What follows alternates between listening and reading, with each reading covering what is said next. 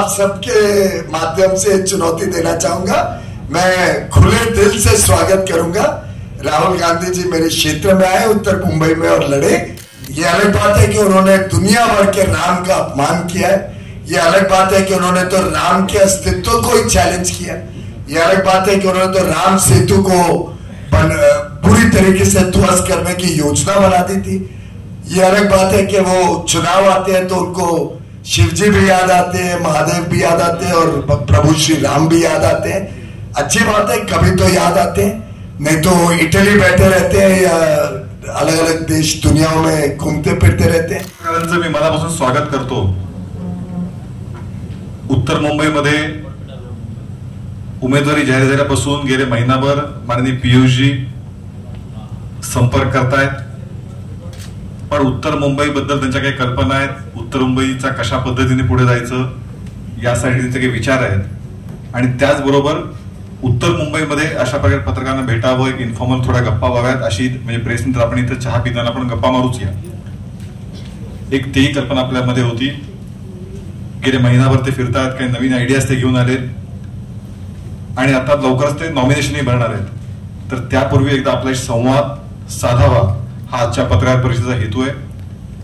त्यामुळे अधिक वेळ न घालता मी पीयूषजींना विनंती करणार आहे की आपल्या मनातल्या कल्पना, उत्तर मुंबई बद्दलच्या, देश पातळीवर तुम्ही काम करता आहात, माननीय मोदींच्या विकासाच्या स्वप्नाला तुम्ही साथ देत आहात, तर उत्तर मुंबई बद्दल तुमच्या कल्पना ज्या काही आहेत आयडियाज ते आपण शेअर कराव्यात, मांडणी करावी, नंतर आपण प्रश्न घेऊया। बहुत बहुत धन्यवाद केशव जी। मित्रों, आप सभी का दिल की गहराइयों से मैं स्वागत करता हूं और धन्यवाद करता हूं कि आप सब आज यहाँ उपस्थित हुए और मुझे आप सबके साथ भेंट करने का मौका मिलेगा। ये वीरों की धरती है।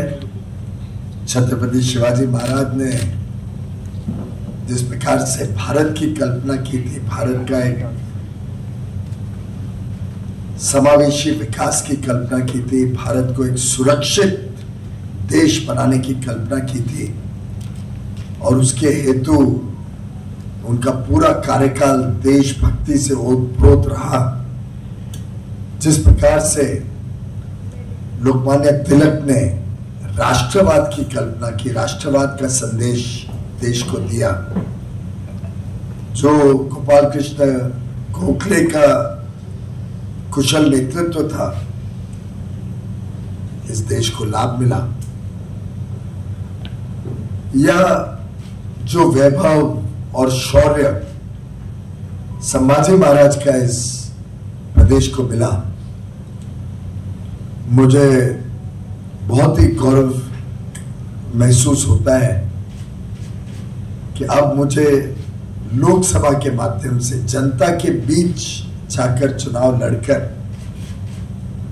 महाराष्ट्र का प्रतिनिधि के रूप में देश की सेवा करने का अवसर मिलेगा।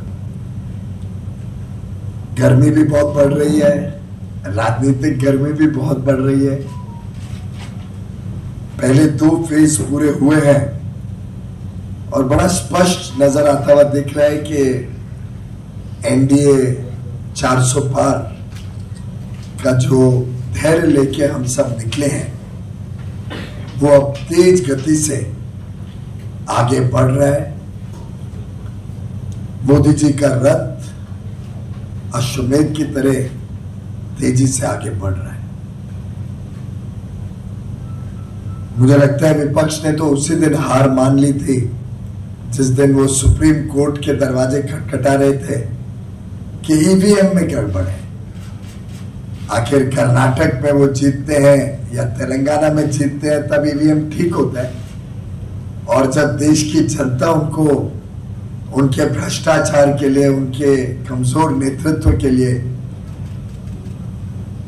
उनके देश विरोधी कारनामों के लिए जब सबक सिखाते हैं और मोदी जी के कुशल नेतृत्व, निर्णायक और मजबूत नेतृत्व की सराहना करता है और उनको तीसरी टर्म के लिए मन बनाता है कि हम इस बार एनडीए को 400 से ज्यादा सीट देंगे, तो विपक्ष को ईवीएम पुरानी बातें याद आके कोशिश करते हैं कि अभी से बहाना बना ले, हार का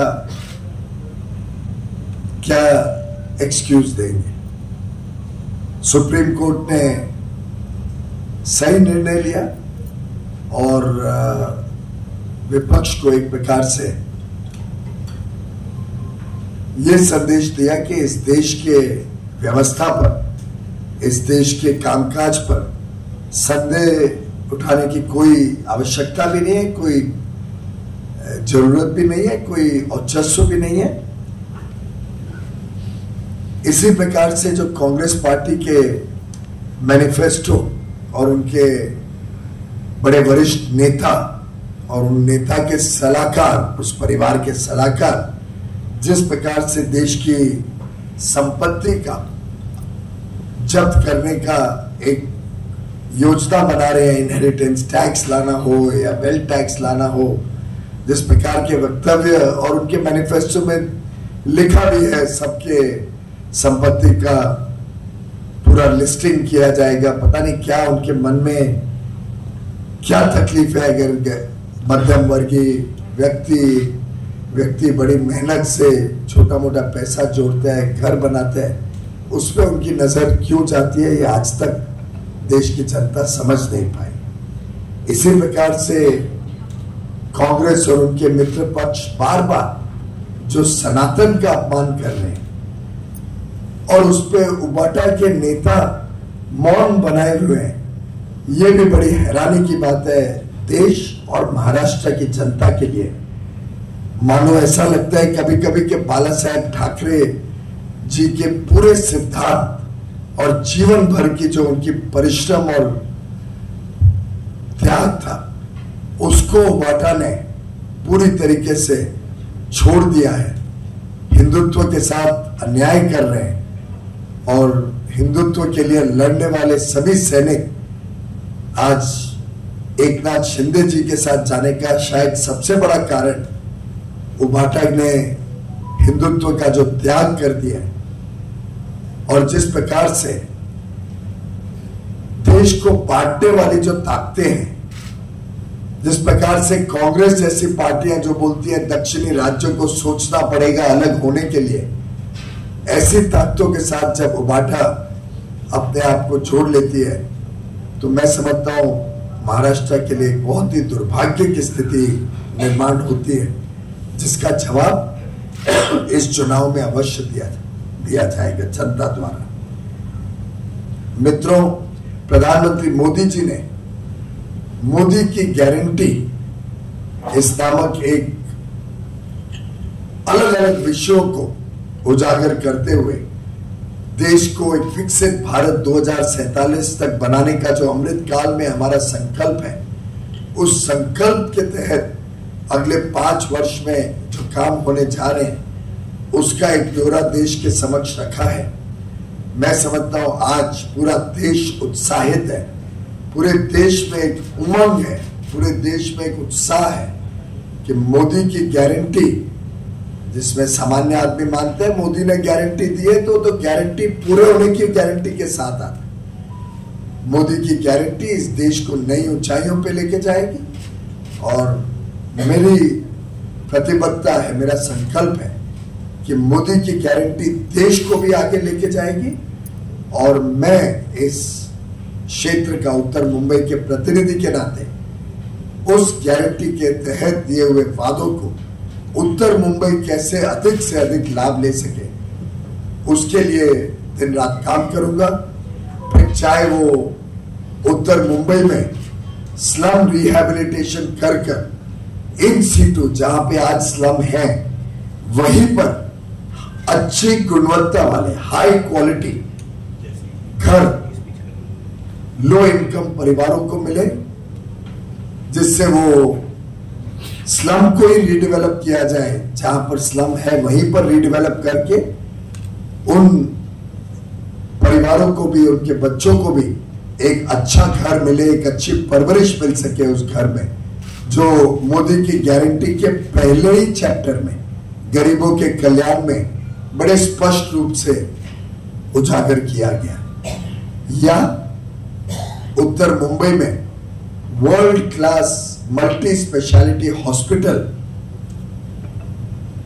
बड़े पैमाने पे आए और यहां के लोगों की सेवा कर सके, जिसमें लोगों को दूर दराज ना जाना पड़े किसी की बीमारी के दुर्भाग्यपूर्ण स्थिति में।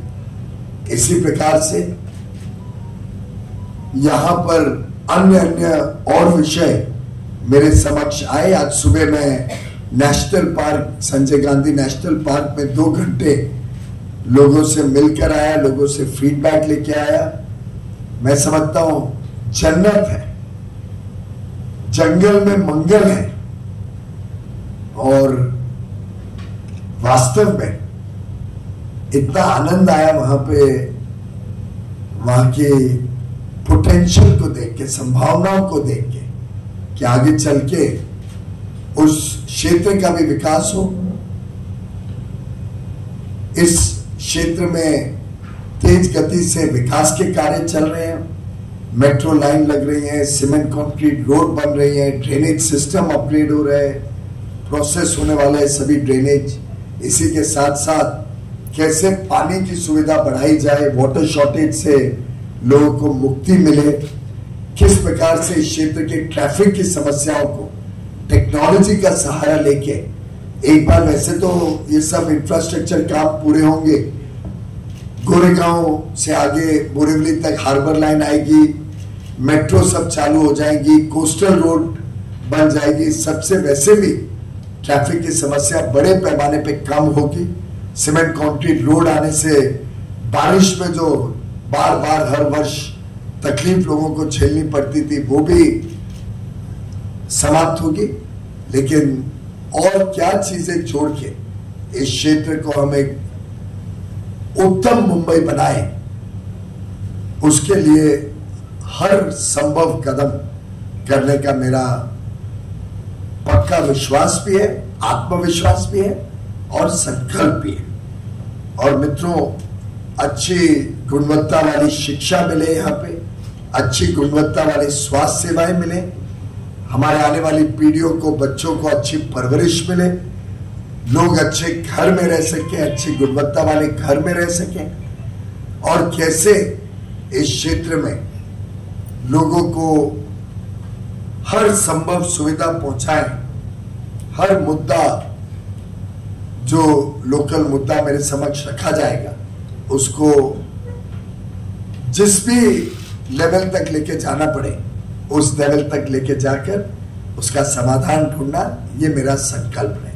बहुत बहुत तो मैं वर्षों के बाद एक प्रेस कॉन्फ्रेंस में, समस्याएं तो आएंगी, पर माननीय प्रधानमंत्री नरेंद्र मोदी जी हम सबको बताते हैं और सिखाते हैं कि अगर समस्या आए तो समस्या का समाधान हमारे पास इतना सामर्थ्य है और देश के लोगों के पास भी इतना सामर्थ्य है कि हम मिलके हर समस्या का समाधान निकाल सकते हैं। विशेषकर अभी तक मैं बहुत घुमा हूं, लगभग पूरी कॉन्स्टिट्यूएंसी के कई हिस्सों में मेरा जाना आना हुआ है। कई बस्तियों में गया, कई झुपड़पट्टी इलाकों में गया, कई बिल्डिंगों में गया, कई चॉल्स में गया, रीडेवलपमेंट के विषय देखे। उदाहरण के लिए अगर मतलब मैं ज्यादा माइक्रो डिटेल में नहीं जा रहा हूं, पर जैसे LIC की कॉलोनी है, शायद दहीसर में ही है क्योंकि हम दहीसर में, मुझे वो ध्यान आ गया। अब LIC की कॉलोनी का रीडेवलपमेंट होना चाहिए, खासतौर पे जो बिल्डिंगें पुरानी हो गई है, 50 साल से अधिक हो गई है, उसको मैं अवश्य पूरा करूंगा। उनको परमिशन मिले कि वो रीडेवलप कर सके और अच्छे मकान में रह सके। इसको हम बात करेंगे अपने मेरे सहयोगियों के साथ और इसको रिजॉल्व कर देंगे।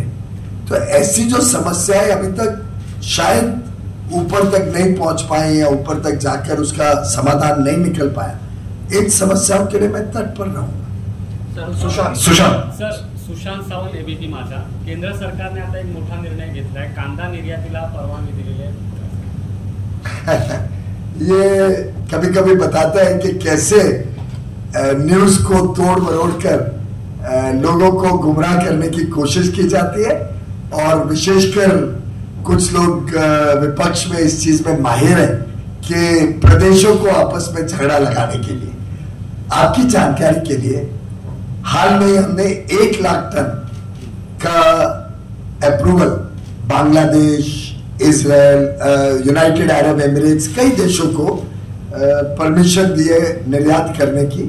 और जहां जहां पे वो बन रहे हैं, और अधिकांश हम सब जानते हैं कि प्याज महाराष्ट्र में बनता है, तो एक कोऑपरेटिव कंपनी है नेशनल एक्सपोर्ट कोऑपरेटिव लिमिटेड, उसको ये परवानगी दी है जिससे ऑक्शन से खरीदे, सबको सामान्य मौका मिले और जितना प्रोडक्शन जिस राज्य से होता है उससे खरीद के वो एक्सपोर्ट कर सके। ऐसे लगभग 3 लाख टन एक्सपोर्ट हो, ये निर्णय हमारे ग्रुप ऑफ मिनिस्टर्स ने लिया है।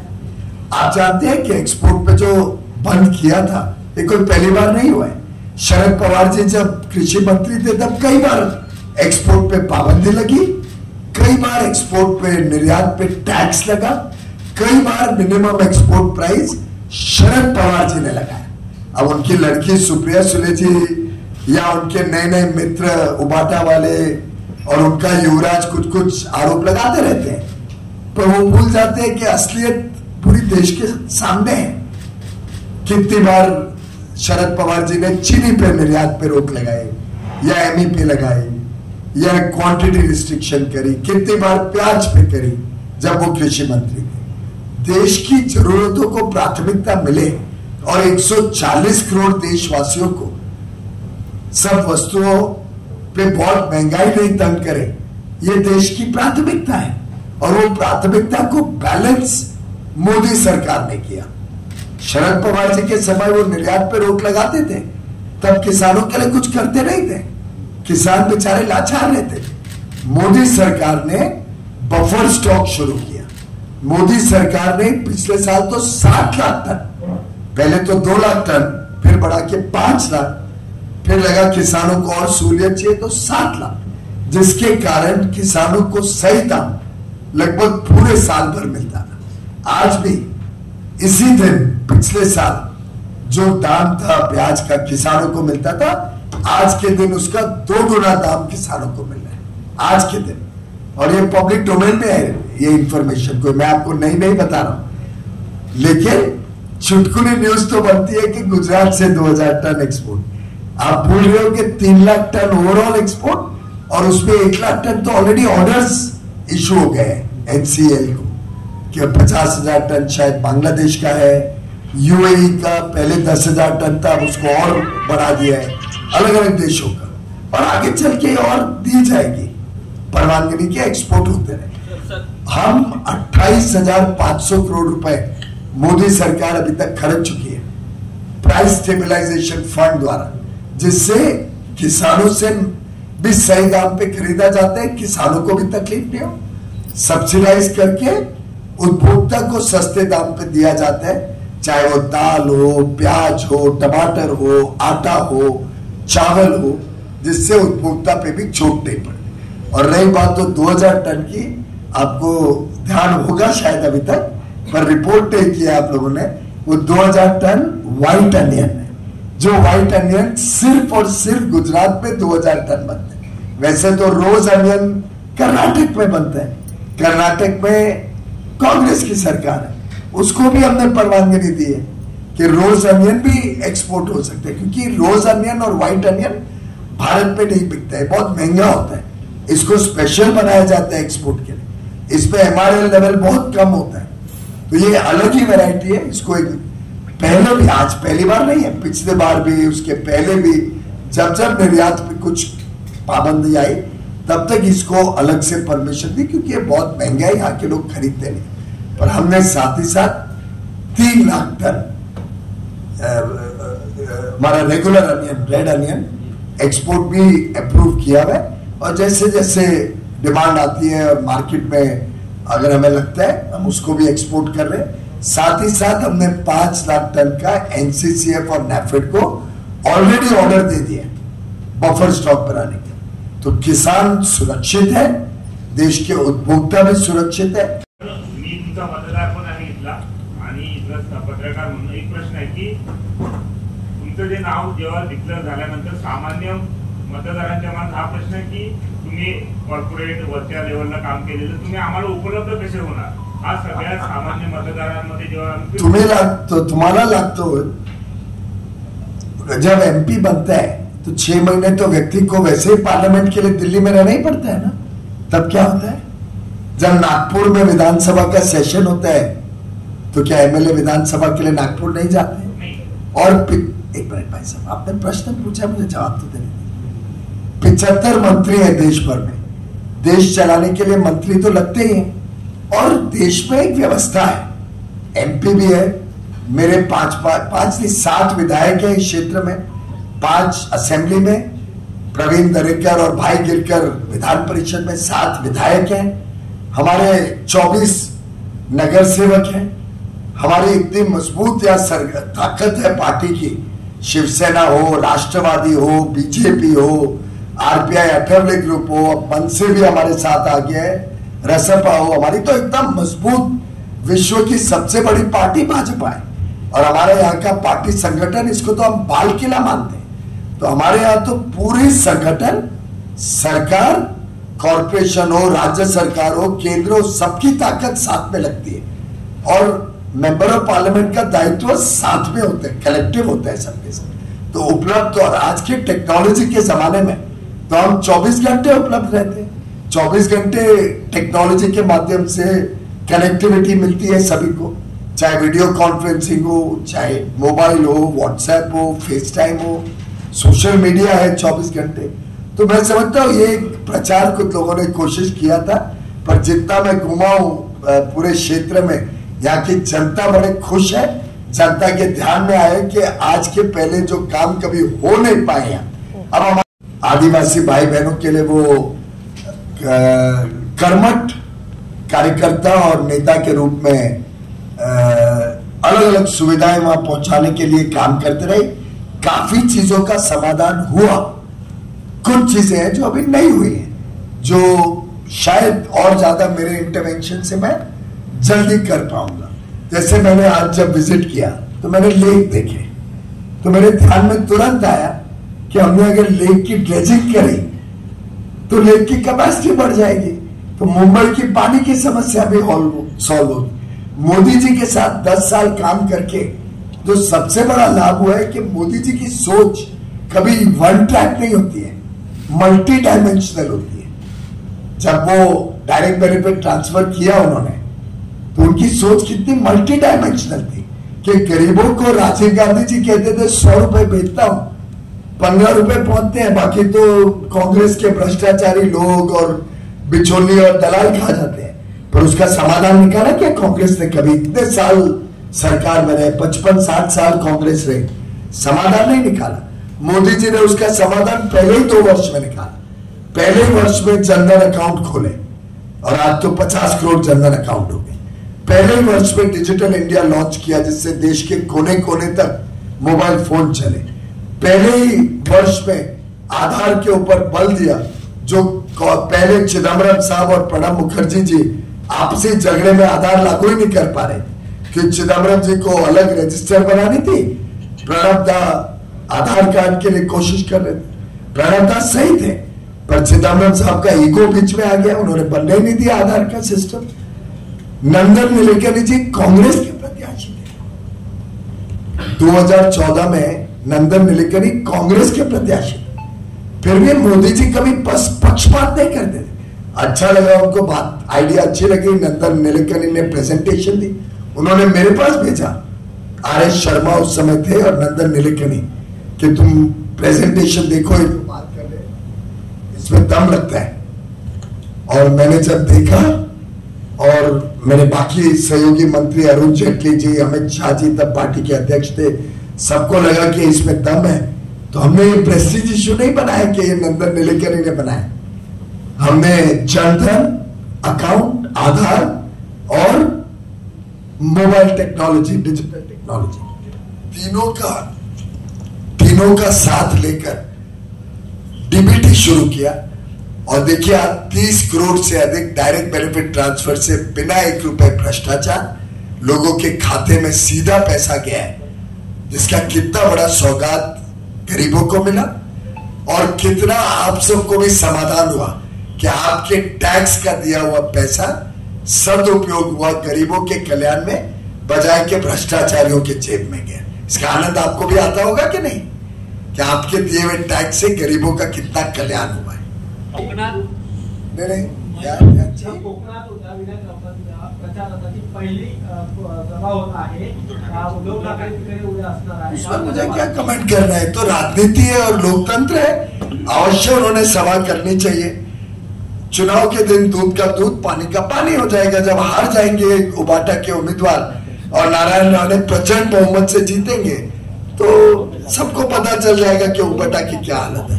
एक और लोकप्रियता उनकी इतने नादिर पे इतने नीचे है कि आजकल झूठे प्रचार के अलावा उनके पास कुछ राय नहीं है। कांग्रेस और शिवसेना उबाटा ग्रुप, ये दोनों झूठे प्रचार के अलावा उनके पास कुछ बचा ही नहीं है। सगळ्यांना संधी देऊ, एक विचारा, मग तुम्ही हाँ।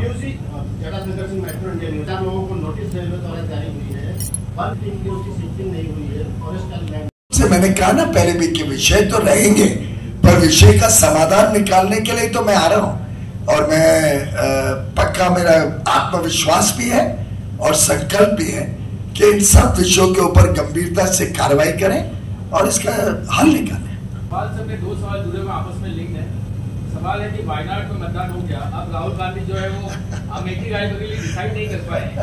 दूसरी तरफ बात है कि वो शायद अब राम मंदिर भी जाएंगे क्योंकि दक्षिण भारत में चुनाव हो चुके हैं।